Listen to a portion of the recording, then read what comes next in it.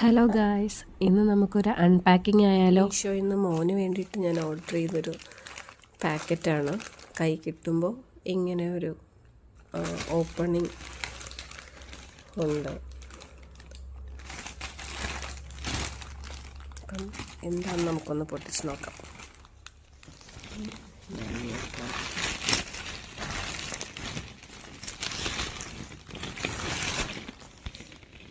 മോന് വേണ്ടിയിട്ട് മേടിച്ച കേട്ടോ.